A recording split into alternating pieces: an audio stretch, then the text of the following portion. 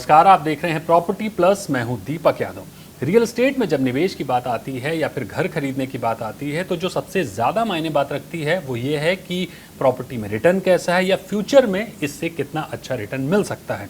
मोटे तौर पर जब हम निवेश करते हैं तो इक्विटी मार्केट, गोल्ड और रियल एस्टेट को आपस में कंपेयर करते हैं। अगर मौजूदा वक्त को देखें तो इक्विटी मार्केट अपने ऑल टाइम हाई पर है, सोने की चमक भी बरकरार है और लगातार बढ़ रही है, लेकिन प्रॉपर्टी मार्केट के हालात बहुत अच्छे नहीं हैं। हालांकि बीते कुछ एक महीनों में सेल बेहतर हुई है, लेकिन ओवरऑल हम उसे बहुत अच्छा नहीं कह सकते।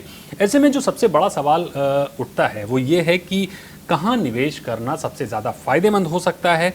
आज इस शो में हम बात करेंगे देश भर में प्रॉपर्टी के एप्रिसिएशन की। बीते एक दशक में प्रॉपर्टी ने किस तरह का एप्रिसिएशन दिया है, कहाँ किन मार्केट में कैसा रिस्पांस देखने को मिला है, इस पर हम बात करेंगे। कौन सा माइक्रो मार्केट किस तरह का प्रदर्शन कर रहा है, इसको जानने समझने की कोशिश करेंगे। हमारे साथ कुछ खास मेहमान भी हैं, उनसे मैं आपका परिचय करवा देता हूँ। हमारे साथ हैं Prashant Thakur, director research Anarock. इन्हीं की रिपोर्ट पर बात करेंगे और प्रॉपर्टी एप्रिसिएशन को लेकर क्या इनकी रिपोर्ट कहती है उसको जानने समझने की कोशिश करेंगे। हमारे साथ हैं नयन रहेजा, जो कि डायरेक्टर हैं रहेजा ग्रुप के, उनसे बात करेंगे। और प्रॉपर्टी एक्सपर्ट प्रदीप मिश्रा भी हमारे साथ हैं, जिनसे हम एनसीआर के मार्केट को समझने की कोशिश करेंगे। तो आप सभी मेहमानों का पहले तो बहुत बहुत शुक्रिया। तो मेरा सबसे पहला सवाल होगा प्रशांत जी आपसे, क्या हाइलाइट्स हैं आपकी रिपोर्ट के, और बीते एक दशक में अगर हम प्रॉपर्टी में एप्रिसिएशन की बात करें तो किस तरह का रिस्पांस, किस तरह का एप्रिसिएशन देखने को मिला है? दीपक जी, अभी सभी जानते हैं कि पिछले कुछ सालों से रियल एस्टेट काफी चेंजेस से गुजरा है।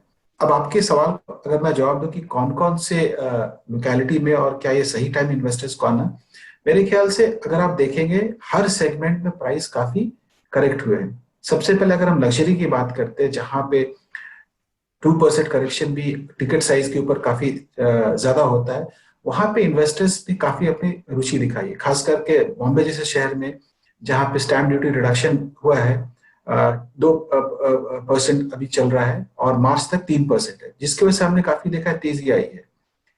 माइक्रो मार्केट जहां पे आईटी और आईटीएस का ज्यादा प्रेजेंस है, सबसे अच्छी बात क्या रही कि इस पैंडेमिक में जितना हम उम्मीद कर रहे थे कि जॉब लॉसेस होगा आईटी आईटीएस में, उतना हुआ नहीं है, जिसकी वजह से वहां पे लोगों की कॉन्फिडेंस बढ़ी है और वहां पे बाइंग हो रही है। तो मेरे ख्याल से एक इन्वेस्टर्स को डेफिनेटली ये देखना चाहिए, जो fundamental rules of real estate है, कि हम सबसे पहले डेवलपर्स को देखें कौन सा डेवलपर प्रोजेक्ट लेके आ रहा है, जिस माइक्रो मार्केट में वो इन्वेस्ट करने की सोच रहा है वहां पे इंफ्रास्ट्रक्चर और बाकी डेवलपमेंट पोटेंशियल क्या है। आसपास आईटी आईटीएस अगर कंपनियां हैं तो बहुत ही अच्छी बात है। अनसोल्ड इन्वेंट्री कितनी है और किस स्टेज में प्रोडक्ट अभी आपका है, क्योंकि आज के डेट में लोगों को अंडर कंस्ट्रक्शन जिसका डिलीवरी डेट बहुत आगे है, थोड़ी झिझक है लेने में। अभी कोई एक्सक्यूशन रिस्क लेना नहीं चाह रहा है।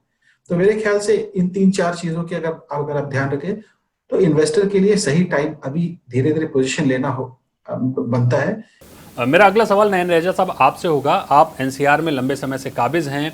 प्राइस एप्रिसिएशन को लेकर आप एनरॉक की रिपोर्ट से कितना इत्तेफाक रखते हैं, क्या कुछ कहेंगे आप इस रिपोर्ट पर? देखिए, मैं इनकी रिपोर्ट को देख रहा था। काफी इंटरेस्टिंग आंकड़े हैं जो इन्होंने बताए हैं। मेरे ख्याल से ये साल एक ऐसा इंटरेस्टिंग साल रहा है जहां पे लोगों को तीन चार चीजें हैं जिसका बहुत बड़ा इम्पैक्ट पड़ा है मार्केट के स्टेबलाइज होने के अंदर। सबसे पहला, लोग हैं, जब लॉकडाउन हुआ लोग घर से ऑफिस में ज्यादा दिन, पूरा दिन रहते थे और ज्यादातर वक्त गुजारते थे। अब जब कोरोना के टाइम पे लॉकडाउन हुआ, लोगों ने घर पे रहना शुरू हुआ, तो उनको पता चला कि हमारा घर कितना छोटा है या हमारा घर कितना बेहतर हो सकता है जो करेक्ट। अभी है उससे। तो आई थिंक कहीं ना कहीं इसका बहुत बड़ा इम्पैक्ट एक साइकोलॉजिकल आया है, क्योंकि घर एक आप देखें तो एक इमोशनल डिसीजन रहता है हमेशा। आपकी प्रेस्टीज का भी सवाल रहता है, सोशल स्टेटस भी होता है, आपका कंफर्ट, लग्जरी, बच्चों के बच्चों का फ्यूचर, सारी चीजें देखी जाती हैं। आपके घर में शादी भी होती है तो लोग घर ही देखते हैं सबसे पहले। तो ये मैं मानता हूँ एक बहुत बड़ा इम्पैक्ट है कोरोना का। दूसरा, अगर आप देखें होम लोन का इम्पैक्ट मेरे ख्याल से पूरी मार्केट के ऊपर आ रहा है, क्योंकि होम लोन की दरें जो है वो काफी रिड्यूस्ड है इस टाइम पे। 6% के आसपास आपको होम लोन इस टाइम पे मिल जाता है। तो सरकार ने काफी आसान बना दिया है लोगों के लिए घर को खरीद पाना इस वक्त। तीसरी चीज मैं देख रहा हूँ, अगर आप जो लोग निवेश के हिसाब से देखते हैं या अपना रिटर्न ऑन इन्वेस्टमेंट देखना चाहते हैं, आपका फिक्स्ड डिपॉजिट अगर आप देखें वो भी, क्योंकि इंटरेस्ट की दरें गिरी हैं तो फिक्स्ड डिपॉजिट का इंटरेस्ट भी गिरा है इस साल। तो उसके गिरने से लोग को ऐसा लगता है कि यार इससे अच्छा तो अपना पैसा हम घर में डाल सकते हैं। वो भी एक सेफ इन्वेस्टमेंट ही है, स्पेशली अगर रेडी टू मूव इन है या फिर soon to be ready to move in है, तो वहां पे भी लोग इस वजह से भी निवेश कर रहे हैं। चौथी चीज मैं मानूंगा, इन्होंने अपनी रिपोर्ट में भी लिखा है, सोना रोड और द्वारका एक्सप्रेसवे पे जो गुड़गांव है, जो हमारा रीजन है जहाँ हम काम करते हैं, वहाँ 19% और 14% का इजाफा बता रहे हैं रेजिडेंशियल प्राइसेस में। मैं मानता हूँ कि इंफ्रास्ट्रक्चर का बहुत बड़ा इस योगदान है इस सारी चीजों को लेकर। द्वारका एक्सप्रेसवे पे बहुत अच्छी डेवलपमेंट चल रही है, सोना रोड के ऊपर फ्लाईओवर बन रहा है, इनफैक्ट मैं अभी फिलहाल भी सोना रोड के ऊपर ही बैठा हूँ। इंफ्रास्ट्रक्चर का बहुत अच्छा बूस्ट आया है रेजिडेंशियल मार्केट के ऊपर।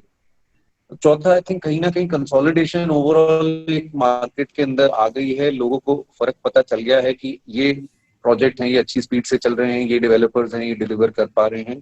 तो वहां पे अगर हम देखें तो तेजी आ रही है। हम लोग के लिए पर्सनली भी कंपनी में नए नए टाइप के प्रोडक्ट, फार्मिंग बेस्ड प्रोडक्ट हम लेके आए हैं। वहां पे बड़ा अच्छा एक देख रहे हैं चीज जो पहले कभी हमने नहीं देखी, इस टाइप का रिस्पॉन्स देख रहे हैं। लग्जरी सेगमेंट में भी हम अच्छा रिस्पॉन्स देख रहे हैं। इवन क्रॉस सेगमेंट, अगर मैं रेजिडेंशियल की बात करूं, इस टाइम कमर्शियल से ज्यादा रेजिडेंशियल बूम पे है।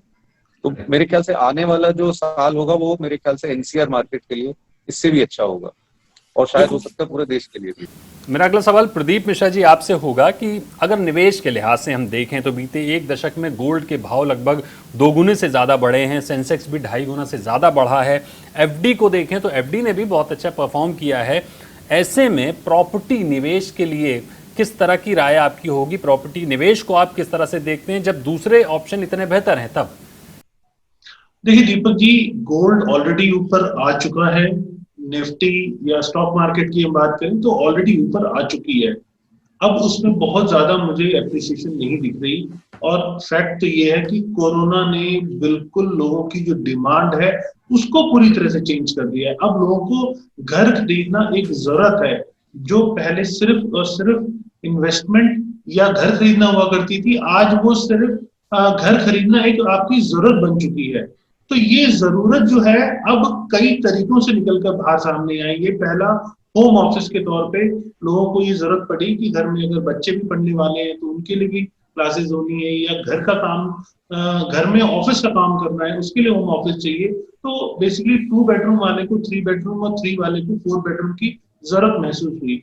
और फिर जो तंग गलियों में रह रहे थे, जो मार्केट के आसपास रहते थे, उनको वहां से निकलने का मन नहीं करता था, वो भी बाहर निकले और उन्होंने वेलनेस को देखते हुए प्रॉपर्टी को ऑप्ट करना शुरू किया, उन प्रॉपर्टी को सर्च करना शुरू किया। एनआरआईज जो अब तक इंडिया में घर नहीं देख रहे थे, उन्होंने घर देखना शुरू किया कि हमें अब इंडिया में घर चाहिए। तो कुछ ओवरऑल जरूरत बनी, तो ये जरूरत जो निकल के बाहर आई तो उन्होंने खरीदारी की, और खरीदारी एक अच्छी खासी देखने को मिली। खासकर हम बात करें तो प्लॉटेड डेवलपमेंट में ज्यादा लोगों को इंटरेस्ट रहा, क्योंकि इंडिपेंडेंट हाउस या एक अच्छी ग्रुप हाउसिंग जहाँ वेलनेस है, जहाँ फैसिलिटीज हैं, वहां पे लोगों का रुझान पिछले कुछ दिनों में बढ़ा है। प्रशांत जी, आपकी रिपोर्ट की अगर हम बात करें तो चेन्नई और एनसीआर में 2 और 3% की बढ़ोतरी देखने को मिली है, एप्रिसिएशन देखने को मिला है। अब समझने वाली बात यह है कि एनसीआर की बात फिर भी ठीक है, क्योंकि वहाँ पर तमाम तरह की दिक्कतें हैं, प्रोजेक्ट अटके हुए हैं, तो वहाँ निवेशकों का मोह भंग होना समझ में आता है। लेकिन चेन्नई में भाव क्यों नहीं बढ़ रहे हैं? चेन्नई में क्या दिक्कतें हैं? वहाँ पर तो एनसीआर जैसी प्रॉब्लम भी नहीं है, और जॉब और इंफ्रास्ट्रक्चर को अगर हम देखें तो उसकी भी प्रॉब्लम नहीं है, उसकी भी मायूसी वहाँ पर नहीं है। फिर क्यों चेन्नई में एप्रिसिएशन बहुत अच्छा देखने को नहीं मिला है? अगर आपने नोटिस किया होगा कि हमने जो प्राइस एप्रिसिएशन का ड्यूरेशन रखा है वो 2013 से है। करेक्ट, ऑलमोस्ट 7 साल का। सो सबसे पहले एनसीआर में 2% कम इसलिए दिख रहा है कि अगर आप ध्यान दीजिएगा तो 2013 तक एनसीआर, दिल्ली एनसीआर में प्राइस एप्रिसिएशन ऑलरेडी काफी हाई हो चुका था बाकी शहरों से। उस समय पूरे इंडिया रियल एस्टेट में अगर कोई मार्केट चल रहा था तो दिल्ली एनसीआर ही था। तो उस बेस से अगर आज के प्राइस देखेंगे तो इसलिए आपको वो थोड़ा एप्रिसिएशन कम दिख रहा है, because base level was too high. अब दूसरा सवाल चेन्नई को लेकर, हम चेन्नई में अगर आप देखिएगा पिछले कुछ सालों से बीच में काफी back to back natural calamities आए थे। फिर वहां पे बीच में एक लंबे समय तक सैंड के ऊपर बैन लगा था, जिसकी वजह से कंस्ट्रक्शन एक्टिविटी काफी इंपैक्ट हुई थी। फिर बीच में एक बहुत ही लंबा दायरा आया था जब आपका पॉलिटिकल वैक्यूम रहा था। और उस समय क्या हुआ, और हुआ क्या था कि रेरा भी सबसे ऑलमोस्ट लास्ट में वहां पे इम्प्लीमेंट हुई थी। तो आप एक चीज ये भी देखिएगा, जिन जिन शहरों में रेरा का इम्प्लीमेंटेशन बहुत स्ट्रांग हुआ, मुंबई उसका एग्जाम्पल है, वहां पे लॉन्चेस काफी तेजी से आए थे, लोगों का विश्वास भी काफी बढ़ा और वो सारे मार्केट काफी जल्दी स्टेबलाइज कर गए थे। सो ये दो कारण है जिसकी वजह से आपको एनसीआर में हाई बेस की वजह से आपको एप्रिसिएशन कम दिख रहा है, और चेन्नई में दो तीन जो मैंने कारण आपको बताया उसकी वजह से एप्रिसिएशन कम है। नयन जी, एनसीआर में अगर हम देखें तो डिमांड खूब है, तो दिक्कतें भी भरपूर हैं। ऐसे में होम बायर्स या इन्वेस्टर्स सबने हाथ जलाए हैं। तो क्या आपको नहीं लगता कि जो एनसीआर में एप्रिसिएशन बहुत अच्छा देखने को नहीं मिल रहा है, बहुत अच्छा रिटर्न देखने को नहीं मिल रहा है, उसके पीछे जो कारण है वो सबसे बड़ा कारण यही है कि एनसीआर में जो दिक्कतें हैं उनको कम नहीं किया जा रहा है, वो कम नहीं हो पा रही हैं, लगातार परेशानियों में हैं होम बायर्स? देखिए, अगर आप इनकी रिपोर्ट पढ़ें एनरॉक की, तो आप इस बात को समझें कि जो इन्होंने 2% का इजाफा दिया है वो 2013 के मुकाबले पिछले 7 साल का इन्होंने डेटा दिया है, ये पिछले 1 साल का नहीं है, जहां तक मेरे को समझ है इस बात की। तो अगर आप 2013 के अगर रेट्स को कंपेयर करेंगे, 2013 तो वो था जब उस टाइम पे पीक चल रहा था। तो एनसीआर का हमेशा अगर आप देखें जो प्राइसेस हैं, अगर आप बाकी जैसे मुंबई से कभी कंपेयर करेंगे ना जी, हमारे एनसीआर में ज्यादातर डेवलपमेंट गुड़गांव है। हालांकि बॉम्बे में देखिए इवनली स्प्रेड है शहर के थ्रू आउट जो है डेवलपमेंट, तो वहां के जो रेट है हमेशा 20,000, 30,000, 50,000, इवन 1 लाख रुपए फुट तक जाते हैं। जो यहाँ दिल्ली एनसीआर मतलब गुड़गांव नोएडा के रेट्स हैं, आप देखेंगे 4,000, 5,000, 6,000 रेजिडेंशियल प्रॉपर्टी की बात करें तो 2% का भी अगर इजाफा हुआ है तो ये कोई कोई बहुत बुरा नंबर नहीं है। एटलीस्ट ये मार्केट स्टेबल हुई है। हम पिछले 6 महीने से जो ग्रोथ देख रहे हैं, एक बड़ी स्ट्रॉन्ग तरीके से एक रिसर्जेंस देख रहे हैं रियल एस्टेट की रेजिडेंशियल सेल्स के अंदर।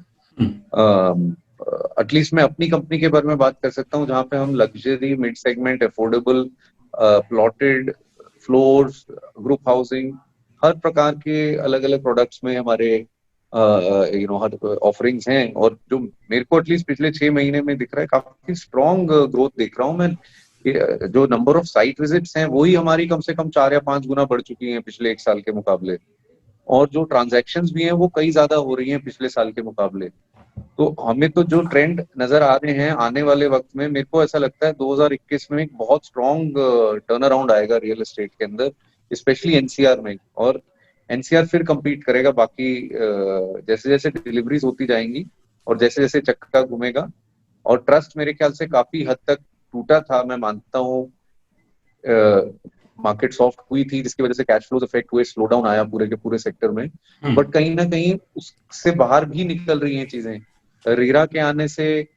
और काफी सारी जो भी अटकी हुई चीजें थी वो कहीं ना कहीं उनके समाधान भी निकलते जा रहे हैं।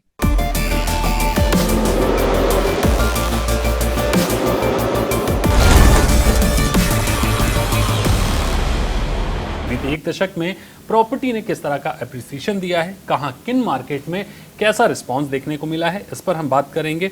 कौन सा माइक्रो मार्केट किस तरह का प्रदर्शन कर रहा है, इसको जानने समझने की कोशिश करेंगे।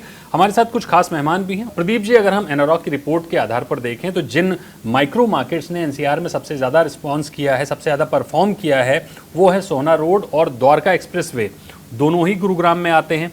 इनके अलावा आप कौन से ऐसे प्रॉपर्टी मार्केट, कौन से माइक्रो मार्केट देखते हैं आप जहां पर रिस्पांस बहुत अच्छा है, जहां पर जिन्होंने अच्छा परफॉर्म किया है, और इसके अलावा कौन से ऐसे भी मार्केट हैं जहां पर निवेश करना सबसे ज्यादा घातक हो सकता है, सबसे ज्यादा नुकसानदेह हो सकता है?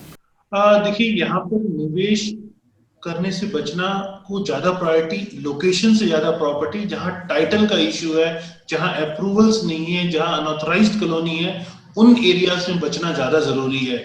अगर हम मार्केट्स की बात करें, एनसीआर की बात करें अगर हम, तो गुड़गांव में Sohna road, Dwarka expressway no doubt एक अच्छी लोकेशन है इन्वेस्टमेंट के लिए, लेकिन Faridabad, Noida, greater Noida expressway, Noida extension, ये भी पिछले कुछ दिनों में अच्छी खासी उभर के आई है। तो इन्वेस्टमेंट पॉइंट ऑफ व्यू से ये दो भी लोकेशंस अच्छी हैं।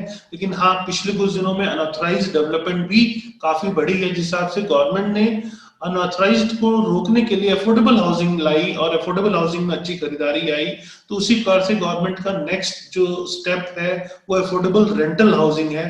अफोर्डेबल रेंटल हाउसिंग की तरफ भी गवर्नमेंट आगे अपने आप को बढ़ा रही है। ये भी एक बड़ा आने वाले टाइम में बड़ी मार्केट है जो कि लोगों को एक अच्छा घर का ऑप्शन रेंटल हाउसिंग भी दे रही है। इसमें डेवलपर्स का इंटरेस्ट जरूर कम हो सकता है लेकिन अच्छे बड़े इन्वेस्टर्स भी निकल कर आए हैं। तो यहाँ पर आपको ऐसी पॉलिसी जो कि आपके फायदे के लिए उस तरफ आगे बढ़ना चाहिए और ऐसे प्रोजेक्ट्स जहां अप्रूवल नहीं है उनसे बचना चाहिए। इंफ्रास्ट्रक्चर डेवलपमेंट आपको हमेशा रिटर्न के तौर पे मिलेगा, वहां रिटर्न ऑन इन्वेस्टमेंट आपको अच्छी मिलेगी जहां इंफ्रास्ट्रक्चर डेवलपमेंट अच्छा हो रहा है और दिख रहा है। बिल्कुल प्रशांत जी, इसमें कोई दो राय नहीं है कि इस वक्त हाउसिंग का जो मार्केट है वो पूरी तरह से होम बायर्स ड्रिवन है, लेकिन अगर हम कमर्शियल रियल एस्टेट की बात करें तो वहां किस तरह का एप्रिसिएशन देखने को मिला है बीते कुछ सालों में?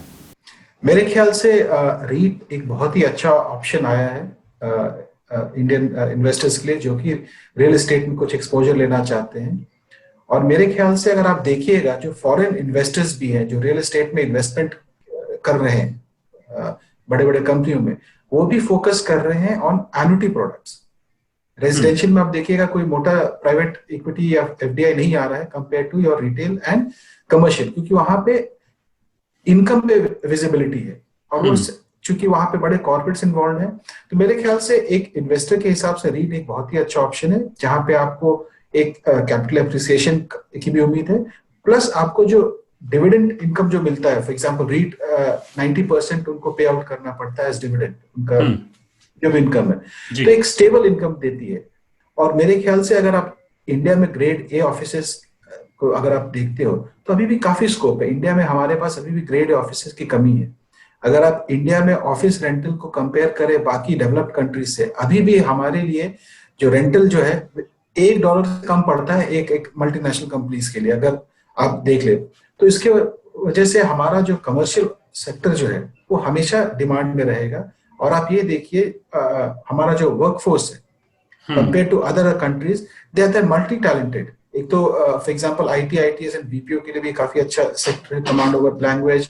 और जिस तरह से हमारा ये सेक्टर ग्रो किया है from the value chain, from BPO to KPO, अब आर&डी रिलेटेड चीजें आउटसोर्स होती हैं। करेक्ट। तो मेरे ख्याल से ये सब चीजें काफी पॉजिटिव है इंडियन कमर्शियल सेक्टर के लिए। सबसे बड़ा प्लस पॉइंट है हमारा रेंटल अभी भी ग्लोबली अगर देख लिए एमएनसीज के लिए उनको $1 से कम पड़ता है पर स्क्वायर फीट के हिसाब से अगर आप देखिए तो। और ये बेनिफिट जाने वाला है नहीं। और आज के डेट में हमारा अगर आप ऑक्यूपायर्स प्रोफाइल भी देखिए, 45% ऑफ टेनेंट्स हमारे सारे यूएस बेस्ड कंपनीज हैं।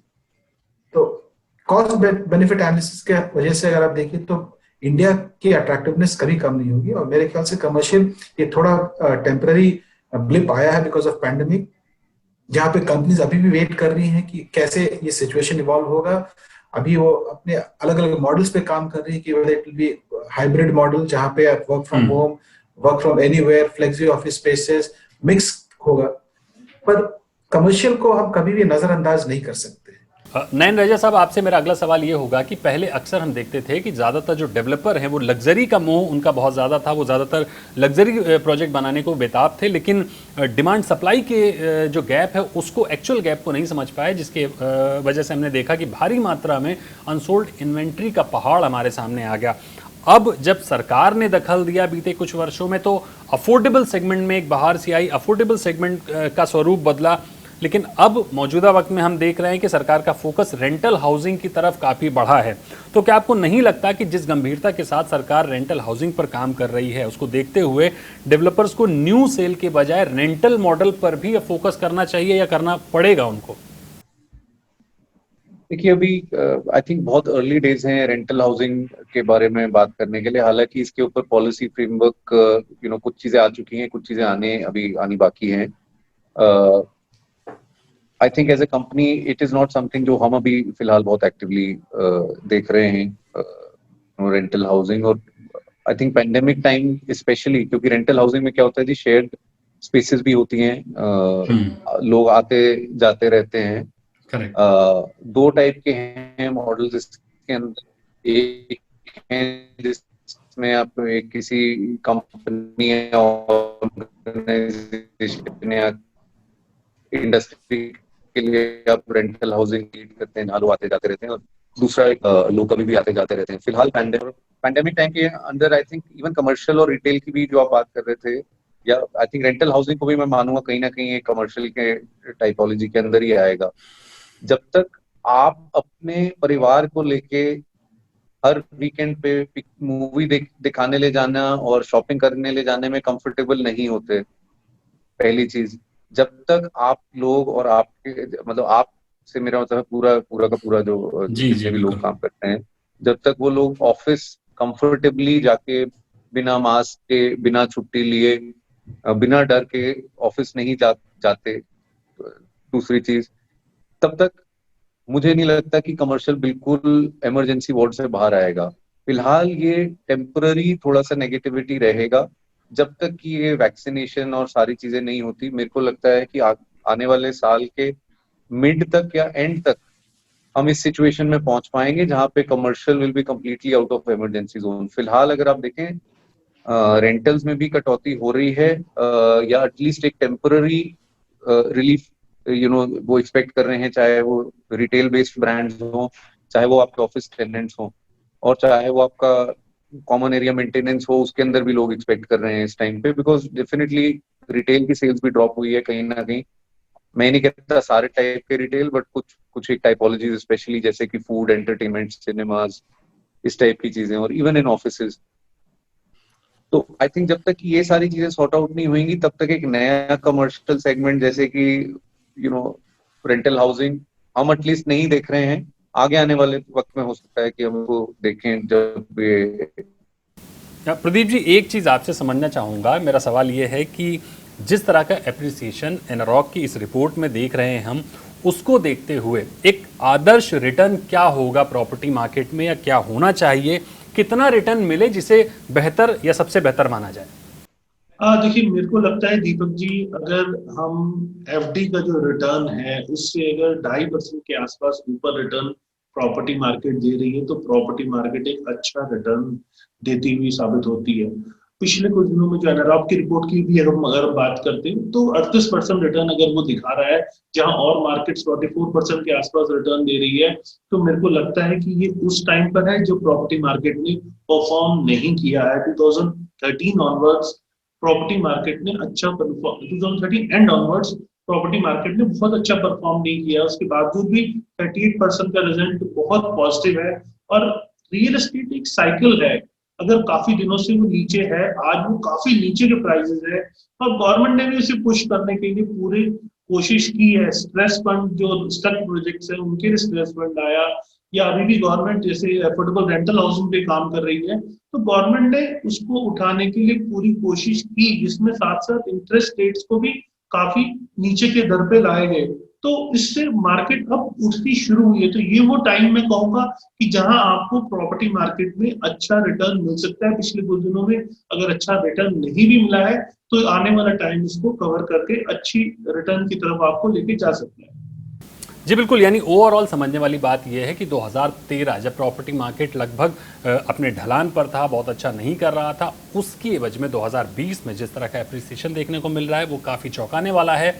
पुणे ने अच्छा रिस्पांस किया, चेन्नई ने और एनसीआर ने बहुत अच्छा रिस्पांस नहीं किया। इसको देखकर जो मोटे तौर पर बात समझ में आ रही है कि जिन लोगों के लिए होम बाइंग निवेश के तौर पर जो लोग देख रहे थे, उनके लिए मार्केट बहुत अच्छा नहीं है, लेकिन जो लोग अपने रहने के लिए घर देख रहे हैं उनके लिए बहुत अच्छा, बहुत माकूल समय है।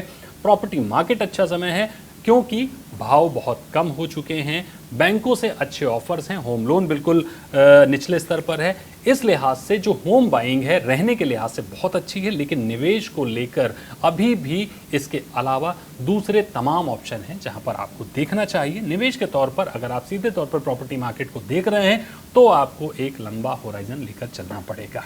बहुत बहुत शुक्रिया आप सभी दर्शकों का हमारे साथ जुड़ने के लिए, आप सभी मेहमानों का बहुत बहुत शुक्रिया हमारे साथ शामिल होने के लिए और अपनी अहम राय रखने के लिए। आप बने रहिए जी बिजनेस पर देश और दुनिया की तमाम खबरों के लिए।